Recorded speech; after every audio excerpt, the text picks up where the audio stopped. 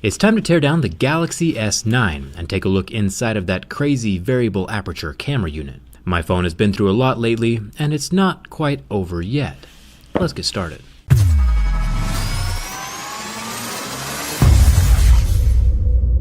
You've already seen me open up glass-backed phones a million times, so you know the drill. Heat is your best friend, glass is glass, and luckily replacement panels are pretty cheap if you accidentally break one. Or if you manage to scuff up the paint on the underside of the glass, a D-brand skin is equally inexpensive. I'll link all that stuff down in the video description. Let's get to the good stuff. There are 15 screws holding down those black plastics and the wireless charging coil. I'll pop off that coil, the center plastic, and the bottom loudspeaker, and then I'll unplug the battery. There's some very strong adhesive holding this battery to the frame of the phone. You can see how it bent my pry tool trying to get this thing out. I'll soften up the adhesive a bit with my heat gun, and then give it another shot. Prying out that 3000 mAh battery, it's the same size as the previous Galaxy S8. Samsung claims 95% battery capacity retention after 2 years. Meanwhile, Apple says plan for a 20% drop in capacity about every year. If they don't manually throttle you first anyway. You know what you sign up for. The screen ribbon unclips like a little Lego, and then I'll make my way up to the front-facing camera. It's an 8-megapixel HDR-capable unit, and pretty much the exact same thing we saw in last year's phone. We'll get to the new stuff here in a second, but first I'll unclip the volume buttons and these little signal wires down at the bottom, along with the white and blue wire cables. And then of course the SIM card tray comes out with its 400GB capacity SD card slot. It also has the water-resistant rubber ring around the opening. The whole motherboard can fold up and out of the phone at this point, allowing us to access the final Lego-style connector attached to the bottom of the motherboard for the charging port. I'll set the motherboard off to the side so we can tear open that camera unit in a second. The interior of this phone is solid metal. Samsung must anodize the entire frame at the same time because it's all painted the same color, inside and out. But you can see the metal shining through the scratch marks underneath. It's a very, very solidly built phone. There is a long copper heat pipe to help keep the processor cool, and then another copper sticker over some of the front-facing sensors. And lastly, a water damage indicator right up here by the SIM card tray. This is how Samsung knows if your phone has gotten wet or not. Remember, the Galaxy S9 is IP68 water resistant, definitely not the same thing as waterproof. I would just plan on keeping your phone dry. It's got a little circular coin vibration motor inside with its little gold contact pads. I still need to make that vibrator explanation video, since there are several types used in cell phones these days, so watch out for that one. Our little buddy Jack is tied in with one screw and a Lego style connector here at the bottom of the phone. I'll release those and pop him out. And then there are 4 more screws holding down the charging port into the phone frame. There's a little bit of adhesive under there, but the whole thing pulls up and away pretty smoothly. It's got a little rubber ring around the USB-C port to help keep water out, and the microphone holes down here on this board as well.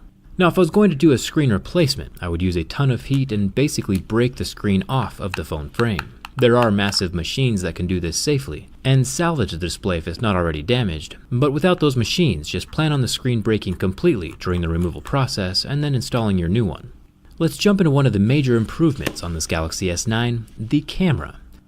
I don't tear down cameras very often, but I'll make an exception for this one. After popping it out from its slot in the motherboard, we can see a couple things. First, we still have that optical image stabilization, that OIS that helps keeps video footage looking super smooth. But that's pretty common now. I'm interested in this variable aperture, you know, the little gizmo that physically changes how much light can hit the sensor at a given point. Popping off the metal protective housing, we can see that this aperture variation happens on the exterior of the lens, since I can touch it here with my tweezers, and the control mechanism for that aperture happens over here on the left-hand side of the lens, where I can manually open and close the little circle by sliding my tweezers up and down on the internal switch. Of course, all of this happens electronically, automatically, inside the camera. It would automatically switch from 1.5 to 2.4 depending on the lighting situation on hand. But it's cool to see the hardware side of things during a teardown. Thumbs up to Samsung for doing something new. This is the same hardware you would find in a professional DSLR camera. Apple's usually about 2 years behind, so you'll see this in an iPhone around 2020. We aren't done with the teardown though. I'll pop out the lenses from the housing to reveal the camera sensor underneath. This multicolored 12-megapixel rectangle is what receives the light through the lens and turns it into an image for your phone.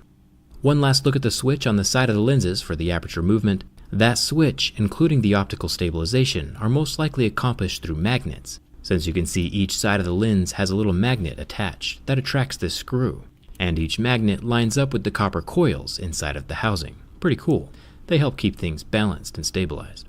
I'll start reassembling the phone. The camera won't ever be the same since there are some tiny little stabilizing rubber balls inside that escaped when I took it apart. Luckily, replacement cameras are pretty inexpensive, so I'll just buy another when replacements become available. The charging port is in place and screwed down, and if we look up here on the left, we see Bixby's little home. It's got the one button and a little ribbon with some gold contact pads. It looks pretty easy to remove if someone wants to be adventurous. They can just pop the button out, or leave the button in place and just rip off the contact pads so he never works again. I'm not suggesting murder, I'm just saying it's possible. The motherboard gets clipped in at the bottom first with the charging port, and then set down into the aluminum frame of the Galaxy S9. If you noticed, I'm leaving the camera unattached right now, but the phone should still work without it. Front-facing camera is plugged in, and then the screen ribbon is clipped into the motherboard like a little Lego, along with the 3 little signal wires at the bottom.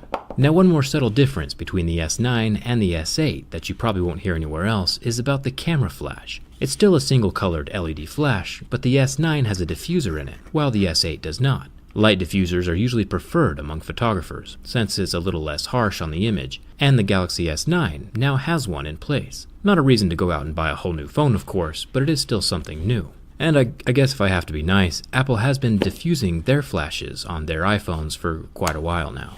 Anyway, the battery's back in place and plugged in, along with the headphone jack and this little screw.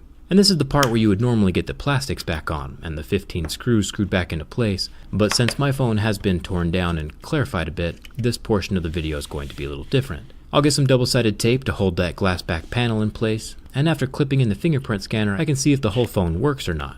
It turns on, even without the camera unit in place, and the whole thing appears to be working.